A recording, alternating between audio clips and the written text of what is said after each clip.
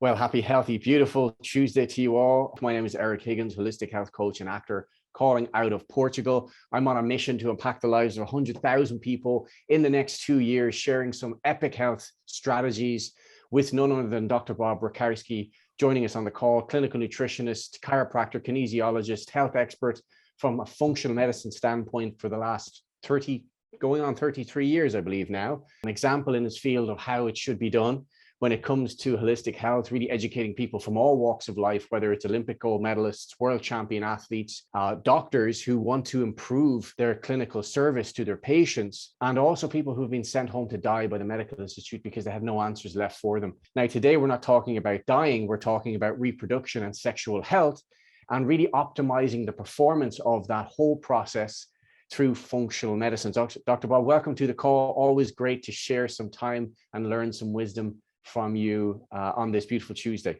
You know what? I enjoy it just as much. Thank you for modeling health, for sharing health, for standing for truth. And, our world needs a lot of all of that. So I certainly appreciate you and your Wonder Woman wife, Heloisa. So Superman and Wonder Woman, great combination. Yeah, we're doing our part, Dr. Bob, to inspire and educate and just share a message of better ways to do things. And that's really what we're all about, is solutions for living your best life. Today, we're going to be talking about reproduction and how to enhance that whole process of sexual health. And I'm just curious, to kick off the call, Dr. Bob, let's just look at a scenario where someone walk into their GP and have an issue with sexual health, whatever it may be across the board, versus going into a holistic practitioner like yourself who looks at functional medicine. What is the chief difference with the action steps that client would be taking with traditional versus functional medicine? Well, you start looking at traditional medicine and they have tools that can make an instant difference. If a male says, I'm having problems with erectile dysfunction, well, they can give him some Viagra. Someone says my libido's off, they can give them some hormones, I think more today, they actually test the hormone levels, but it's an absolute fallacy to think that someone should need Viagra in order to function, and that someone doesn't have the capacity, even at a much older age, to even make their own hormones. So, these are indicators of overall health and wellness. And Eric, since we can share some slides, I'm going to share a few slides, but this was a Mind Valley lecture. And this is a doctor that actually specializes in sexual health. And she says, you know what? Sexual health is not a luxury. It's actually one of the main pillars of health. That's a good barometer of your overall health and likely your longevity. And so here's a 2020 study, and here's what they found. And I'll quote right from the medical literature. And if you're on Instagram, it's PubMed ID 326-65214. And here's a quote right from the study. It says, overall, participants with higher sexual activity and frequency were at lower risk for all causes of death. And here's the magic term. They said in a dose response manner. So the more sex they were having, the more sexual frequency, the less likely they were to die. And so this is very significant for a lot of reasons. And I'll agree with this particular doctor that, at all adult ages, sexual health is not a luxury. It's a pillar of health. And there's plenty of things that show that it improves wellness and longevity across many measures. When it comes to low libido, Dr. Bob, what are some of the causes that would contribute to someone who would be struggling with their libido? There was a very famous TV doctor, and who knows, she might have been even one of the first. It was Dr. Ruth Westheimer. And, she was on TV when I was a kid, like 12 years old, and she was this tiny little German lady. And, she was talking about sex. And I'm pretty sure that most 12-year-olds are pretty curious about that topic. And maybe more so 12-year-old boys. I don't know. But I would watch Dr. Ruth every time I could. And I remember her saying this very powerful statement that absolutely rings true in all of science. And that is, the most important sex organ is the one between your ears. And if we were to go to the PubMed citation and even show a brain map of how much of the brain is involved with sex, I think most people would be shocked to realize that most of their brain is involved. It's going to be the emotional centers, the cognitive centers, the stress management centers. And all of these things need to be working right for there to be a healthy sexual drive as well as sexual performance. So I'm going to go with Dr. Ruth and agree that the most important sex organ is the one between our ears. But let's go a little further. We've talked about the deadly quartet in many things that we've talked about: stress, toxins, malnutrition, physical inactivity, and all of those things can take away from sex. So stress, that's an easy connection to the brain. Toxins, understand that we are loaded with toxins.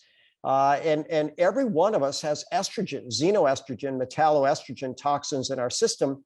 And those are disruptive to sexual function and fertility in both men and women. And people might think, well, women need estrogen. Sure, but not too much. And when they're estrogen toxic, that's actually the mechanism by which the birth control pill works. It actually increases estrogen toxicity to the point where the female does not ovulate.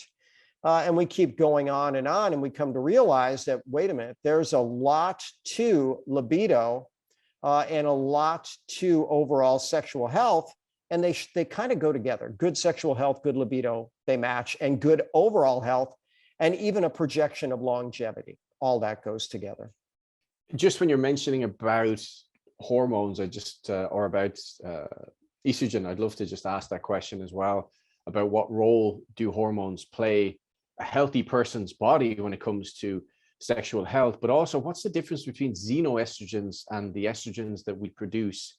Well, xenoestrogens, it's spelled with an X, X-E-N-O, and it literally means foreign estrogens. Estrogens in plastics, estrogens in pesticides, estrogens injected in animals. You know, I had two lovely ladies, new patients in my clinic this morning, and this conversation came up, and I asked them this question. I said, listen, and they were both, in advanced years, so past menopause. And I asked them, do you think that girls are developing earlier or later in life than they were, when you were little girls? And they said, well, there's no doubt a whole lot earlier. And I said, well, what do you think is behind that? And they said, I don't know, it's got to be something in our environment. And I said, absolutely, it's actually hormones.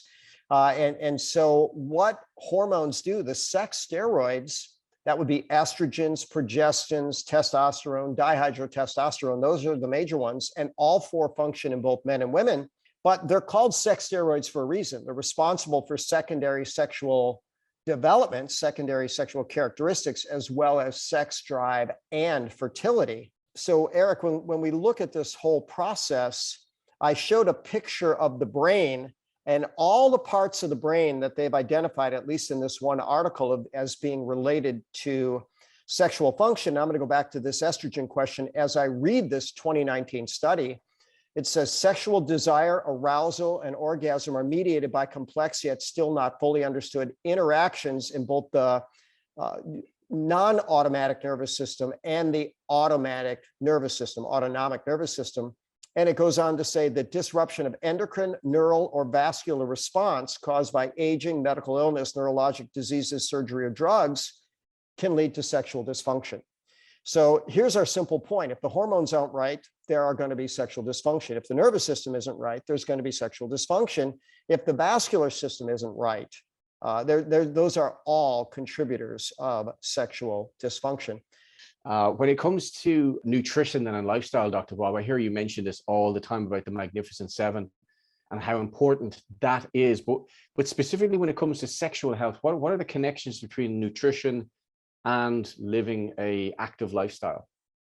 Well, let's just go what we said about, sexual function and health and performance being a biomarker of longevity. Well, what's the number one thing that kills us?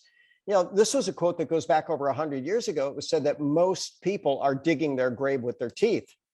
So you start looking at that. Malnutrition is the number one cause of death on the planet. And what we start seeing, and there was a series of studies called the Pottinger cat studies in the 1930s and 40s. And what they did is they just quite simply deprived animals of specific nutrients. And what they found is the first generation animals that were deprived of nutrients, well, they got more sick earlier than the other animals.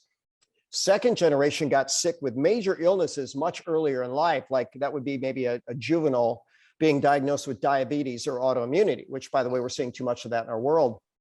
The third generation was born sick, and there was no fourth generation. So what they determined is over time, sick animals do not reproduce. So in every aspect of sexual performance and function, it's going to be there. And, I showed that picture, that reference of the brain and sex. And what I tell people is the brain is the most nutrient dependent, energy dependent, stress vulnerable, toxin vulnerable system. And so, whatever we're talking about in terms of health, performance, sex, thought process, whatever, nutrition is a missing link for so many people in our modern malnourished world. Just that simple. When it comes to intimacy, like you're an experienced man, you would say, not to get inappropriate here, but you're a family man, you've a long flourishing marriage, more experience than I'd say a lot of people on the call here. How important do you feel that connection is as a partnership? Critical, in every aspect of life. And here's what I'll tell you. I have couples much more experienced than me. I had a couple in a month ago. They were married 76 years. 76 years. And how awesome is that? And I asked them, what's the secret? And they said, look, good communication and put the other person's needs above your own.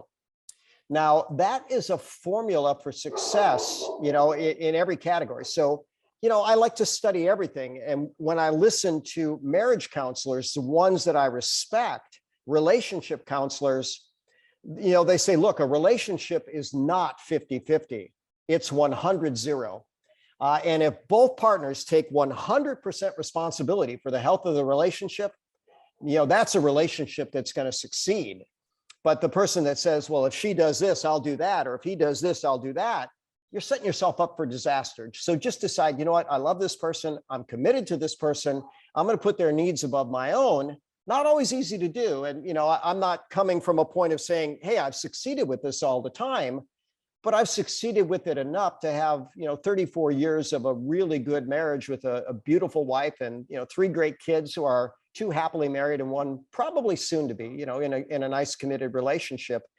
And I'll tell you what, my mentors told me that life is this in 3 words: relationships, relationships, and relationships. So, and when I expand on that, if we can say this, relationships with God or the source of universal intelligence, relationship with yourself, and relationship with your significant other and family, those people closest to you.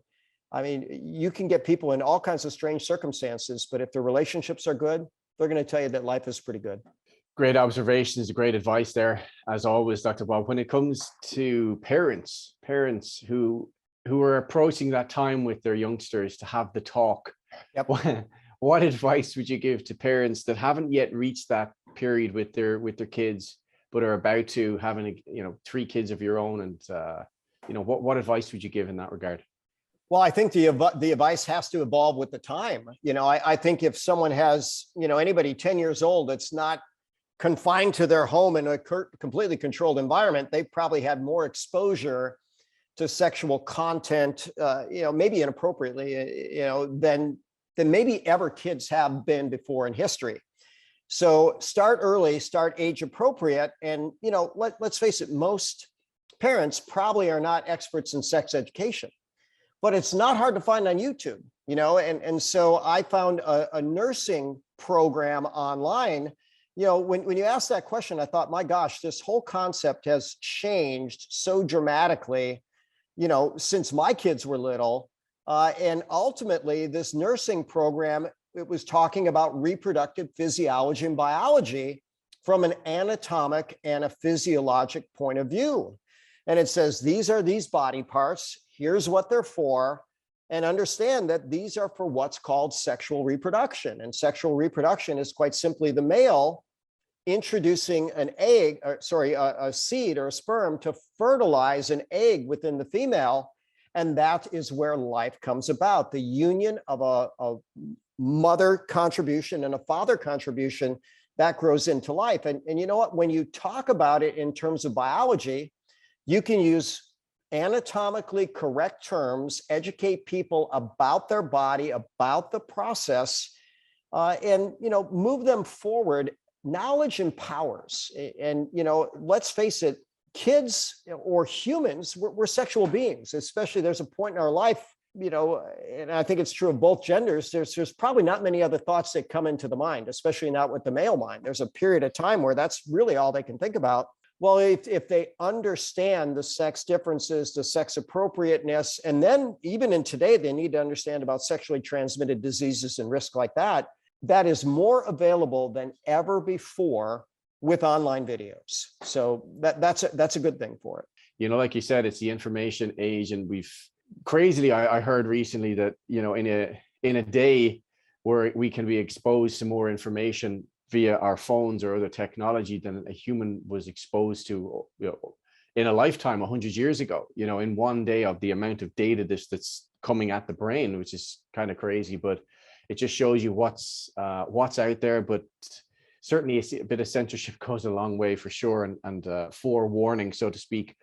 But for reproduction, Dr. Bob, what's the optimal age for both sexes to reproduce, or is there such a thing? Well, I can go back to time not that long ago. 170 years ago, they had studies on when girls would actually have their first menstrual cycle, which is a sign of fertility. And the age was 15.2. And keep in mind that we didn't have the foreign estrogens in the environment. Now, there might have been a few metalloestrogens. There still was some of that going on where there's metals that have estrogen type activity. But without jump-starting the biologic clock, maybe that would have been a good time around the age of 15. But understand, when people were growing up on the farm and there wasn't education, people were fairly responsible adults, able to pull their own weight and support a family at that age. So here's what I'm going to say. You want to be young enough so that you're, and this is more important for females. And let me tell a simple story, that the story of menopause is essentially the transition from fertile to infertile. And I tell people a story. The Swedish term for ovaries is egg stockers. And that's what the ovaries do. They stock eggs. And so when a little girl is in utero, she's estimated to have somewhere around 7 million eggs. By the time she's born, she's between 2 and 3 million eggs. By the time she's 37, she's down to 25,000 eggs. So here's what I tell people. With each passing year, the shelf life on some of the eggs runs out. And when there are no more eggs, the egg stockers close shop. That's the transition from fertility to infertility. So when do I think is ideal? When a parent is healthy enough to produce healthy eggs, and in the male's case, healthy sperm, which we have a little bit of a bandwidth there. We make sperm every single day. And there have been men that have fathered healthy children in their 80s, even though they've shown after the age of 40, for the father, there's an increased probability of autism. In females, after the age of 35, there's an increased probability of genetic abnormality, like Down syndrome being the top. Why? Because the eggs are actually getting older. So whenever the person is both mature enough to take care of themselves and someone that requires 24/7 care, and I don't think any parent's ever ready for that, and healthy enough to reproduce, that's what I'd call ideal, but probably earlier within reason is favorable. Early 20s is probably ideal. Excellent. And when it comes to nitric oxide, oxygen boosting compounds to help with this whole process of sexual performance, I know you mentioned yesterday on Clubhouse that Viagra actually wasn't designed for sexual health at all. It was for something else entirely. Could you just share what's the significance of that? What exactly does nitric oxide do? And I'll expand on my questioning from there. Well, we have 3 different forms of nitric oxide. We actually have something inside the blood vessels that dilates blood vessels. That's important for sex in both men and women and overall circulation. There's actually nitric oxide in the brain. And if we're going to listen to Dr. Ruth, the brain is the most important sex organ. So it's going to be important there. But then there's also an inflammatory nitric oxide. Now, this is actually the enemy of the brain and the enemy of the vascular system. So chronic inflammation disrupts the brain, disrupts the vascular system. So when we have good nitric oxide, good circulation, good neuronal function, good immune function, I didn't even mention the immune system in there, but it's also very important for the immune system as well, then we're going to be okay. And so it was Nobel Prize winning research. And I tell people, stories stick. So I'll tell a story. If we go back to maybe a 1970s movie, you might see an angry man, and he usually had a big belly, and he has an anger outburst. And next thing you know, he's clutching his chest. He then starts fumbling around for some bottle of pills, and he finds this bottle of pills and he puts it under his tongue. And then within 30 seconds to a minute, instead of clutching his chest, he's suddenly breathing easier. Well, what that was nitroglycerin. So scientists knew for a long time that there was a nitrogen containing molecule that would dilate blood vessels. So they thought, okay, if we can find out what that molecule is and enhance it in human physiology, we could have a great circulation drug, a great blood pressure drug. So as I told the story yesterday, and it's worth repeating, so there's some very smart people in pharmacologic research. And what they were doing was saying, okay, how can we make nitric oxide last longer in the body? So they found out there was an enzyme called phosphodiesterase 5 that would actually break down nitric oxide. They said, well, if we can inhibit that, we can make nitric oxide last longer. So the first drug was called sildenafil, and they gave it to people that had cardiovascular problems, blood pressure problems, and they hoped to drop their blood pressure. Well, they gave, men the sildenafil. And when they did follow-ups just a few weeks later, they said, well, how you doing? They said, well, I got to tell you, life is pretty good. I'm actually having erections again. And the doctors would look at him and say, wait a minute, you're having erections again. You mean you weren't having them before? So before Viagra, probably most men didn't want to tell anybody, maybe even their doctor, that they were having challenges. And so the doctor said, well, that's amazing. Well, when they found out enough people were having that improvement, the drug company said, we don't need another blood pressure drug. We need a sex drug. That was the birth of Viagra. And so by making nitric oxide last longer, it improves sexual function. Later, they also found out it was good for women. But what's good for men and women? Nitric oxide. And we make it by having good nutrition, not much stress, not much inflammatory process. And there's two ways of making it. Nitrate donors, which we'll probably get to when we talk about reishi and how powerful that is, but the body can actually make nitric oxide from arginine. So there's an enzyme called nitric oxide synthase. But when I ask people on practical terms, I ask them, what do you think is easier, to build a building or to tear it down? And the World Trade Center taught us it's very easy to tear them down, very complicated to build it. And it's the same with molecules in our body. When we give people nitrates, like are found in reishi, the body breaks it down to nitrite and then nitric oxide. And that's one of the ways that it helps with sexual function and immunity and brain chemistry. It also modulates inflammation, so it's good there. But ultimately, nitric oxide is the key to sex in both men and women. No nitric oxide, I would say no sex for men, but they can actually, there's ways that they can actually stimulate it, with injections directly in the sex organs. And I don't think that'd be too pleasant, but it's a possibility. When it comes to our superfood, that's the superstar among superstars of medicinal mushrooms, also known as Ganoderma or Lingzi in China. Why is this so powerful for boosting nitric oxide and for, of course, helping with sexual health and performance? Sure. So it is a nitrate donor, and it's a lot easier for the body to make nitric oxide from nitrates. So that's very, very powerful. But when you start looking at the medical literature, it says Ganoderma or reishi is a major modulator of nitric oxide activity.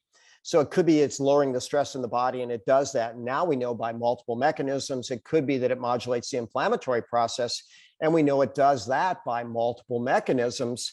And so there's other things that can steal sexual function. Insulin resistance can, reishi is great for that. Obesity can. When people are obese, they're more inflamed and they make less sex steroids, but it has a number of fat loss benefits. And I see you're drinking your cup, I'm drinking mine, and for good reason. Now that, and I see that Matt just raised his glass test as well. And when you put this in coffee and tea, that's a beautiful thing, because we do it multiple times a day. And I'll tell you, I've had people come in, and I had a gentleman come in one time, and he was just devastated by his sexual dysfunction.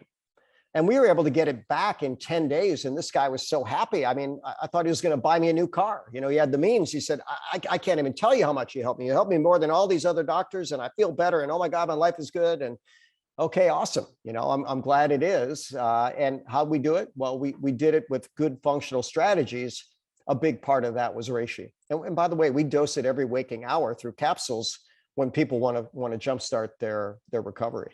I love that. Obviously, the delivery system as well is just so accessible to most people, as they've been drinking hot drinks or cold drinks, whatever way they want to position it or make it, for their lifetime. So this isn't a big jump in habit change whatsoever. And that's why it's such a winner for most people, is that you get the benefits of this superfood in a palatable, enjoyable way in coffee and tea. But there is one of the product lines that Organo have released that I've had some very interesting testimonies around intimacy from both parties, both male and female, that they've literally gotten their marriages back. And of course, we can't make claims, we can never do that. But just to hear people's responses of their bodies from enjoying the Supreme, actually, with a combination of maca root, ginseng, and reishi. Why is it that trifecta, Dr. Bob, might be creating wonders between two parties in their intimacy? Well, if we were to break it down one by one, we already talked about reishi, its nitric oxide, its anti-inflammatory, its overall health benefits, its benefits for the central nervous system. But if we type in ginseng and sexual function, there's 66 published medical studies, and they're even calling it a natural aphrodisiac. And then when we start looking at maca, this is something that men are going to use it for performance in a lot of different things, but it's good for testosterone. And again, 21 different studies on sexual function. And you start looking at that and you come to realize that, wait a minute, there's a lot of good things out there in nature.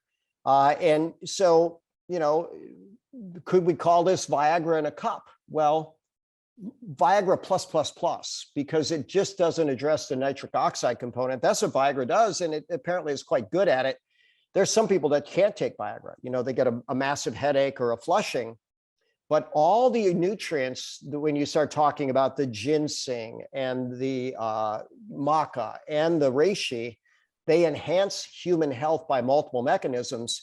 And the trifecta there, I don't think they originally created it as a sex potion, but I'll tell you what, we have plenty of people that say, "Oh my gosh, this is what I attribute to significant improvement in my love life."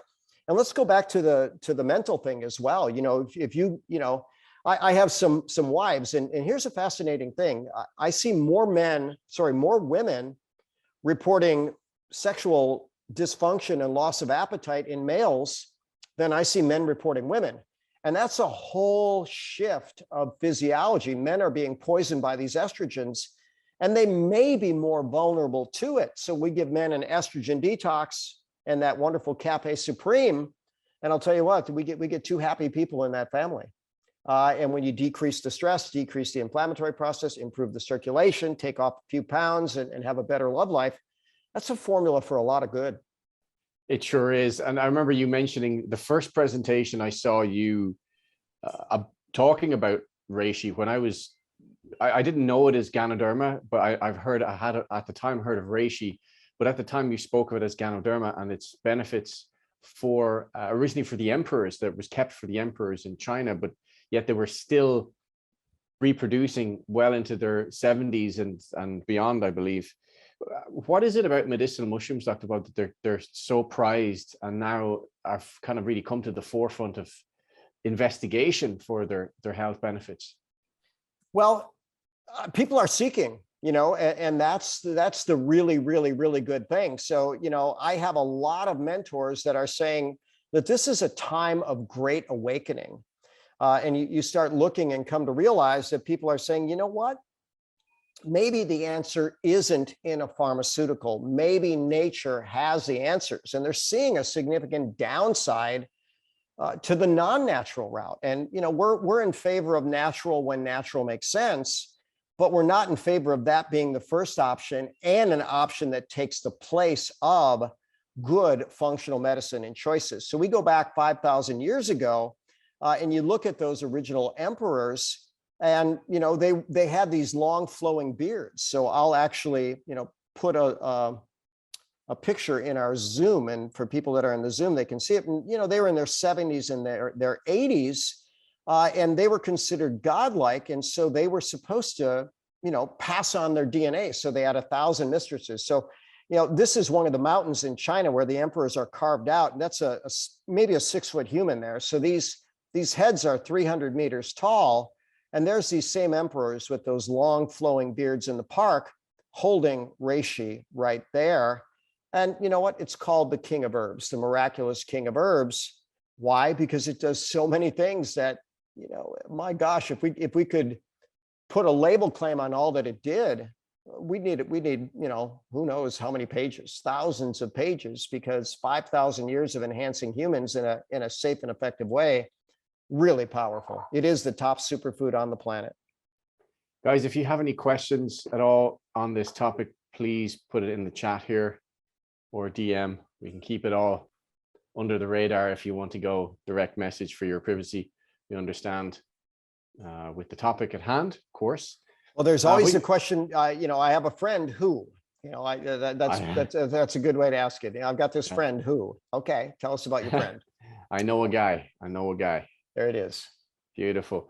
Well, you know what? Just while we're waiting, if anyone has any questions, Dr. Bob, you did mention about a couple of people who were in your practice who had struggles with either their sexual organs or their libido itself. I remember you discussing a gentleman who was dealing with, I believe it was an STD, and really had some significant turnaround. Could you just share that story, that testimony for that gentleman, and how it turned out? Sure. And so it was a police officer and still a patient, still see him and I still ask him, how you doing? And this guy is doing beyond phenomenal. But he came to me, and by the way, I'm gonna share some slides because I love this story. It's so powerful and empowering, and it made such a big difference in his life. And so this police officer, and that's not him, it's a caricature of a police officer, and holding his head because he's just stressed out of his mind. He says, look, I'm getting married in a month, but I have a problem. And I said, well, what's that? He says, look, I've got genital herpes, and since I'm under such a high stress job, I'm always, having a breakout in spite of antivirals. So reishi, by the way, known as Ganoderma lucidum, 13 published studies on Ganoderma and herpes. And what they found very, very simply is people actually, if they have a herpes outbreak, if they take Ganoderma, they're going to recover from it more than twice as fast. And if I were to actually share herpes zoster, when people took Ganoderma or reishi for this particular herpes virus, they didn't have a breakout in over a year. And that was just by getting it in control under it. So, we're coming up on 10 years with this police officer, but he comes in and I'll ask him, hey, I'm just curious, remember we had this problem long ago. That's what brought you in originally. How you doing? He says, Bob, I'm pretty sure I'm cured. I haven't had a breakout, and now we're coming up on 10 years. So pretty fascinating that nature can have a cure, but also understand that, it's not just herpes. We could be dealing with some of the bacterial forms, some of the spirochete forms, like syphilis is a spirochete, and there's proven benefits for this as well. Now, prevention really does trump cure. And so if we're going to do sex education, we'd let people know, hey, sexually transmitted diseases can be a real big issue. In fact, in some cases, they can kill you. So you want to be very diligent about who you decide to be intimate with. And you probably want to be tested beforehand. And you might consider using some type of protection, not just for conception, but also preventing STDs. And so condoms can be very helpful for that. Beautiful. Well, thank you so much for sharing that testimony.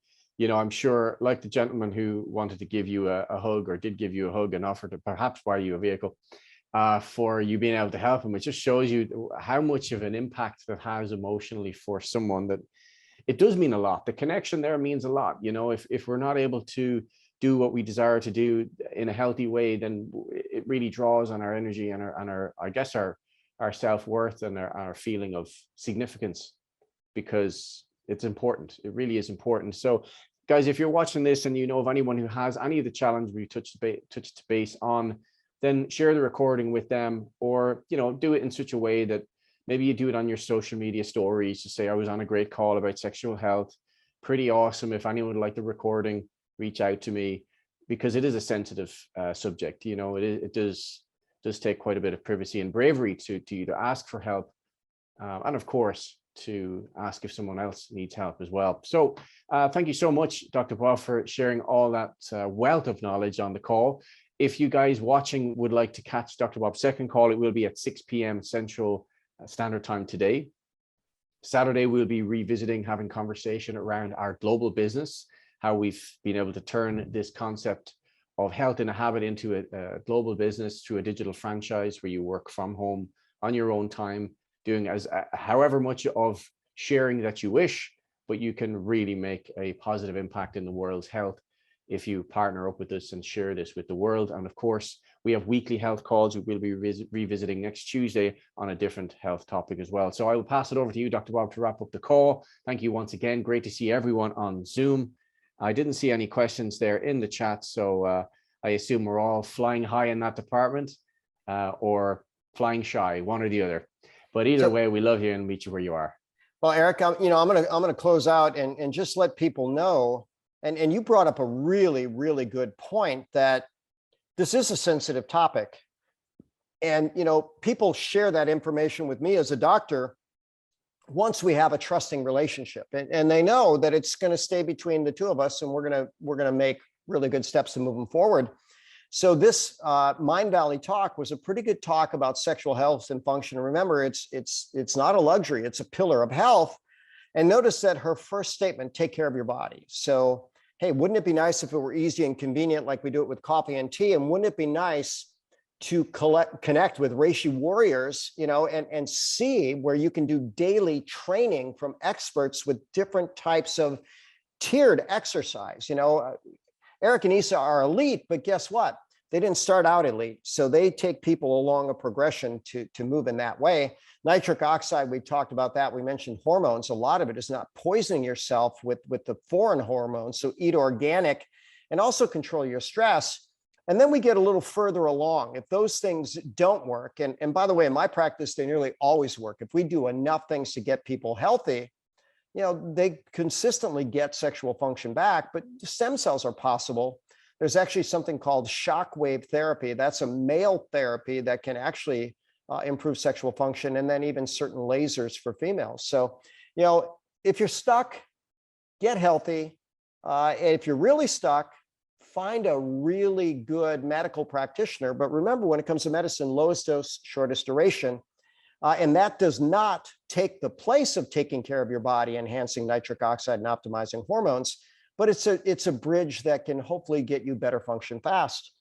So with that said, Eric, believe it or not, it's my first Zoom talking about sexual topics. It seems to be still one of those things that's maybe a little bit taboo, but good to bring it to the forefront. So we thank all of our people that consistently listen, because you submit questions that lead us to the topic that people want to hear. And so share this. The world needs to know. So with that said, I'm Dr. Bob Rakowski, absolutely knowing that we can all be happy, healthy, and successful. So if you're in the part of the world where it's evening, good evening and God bless. If you're in this part of the world, happy, beautiful afternoon and God bless. So long for now. Ciao, guys. Thank you, Dr. Bob.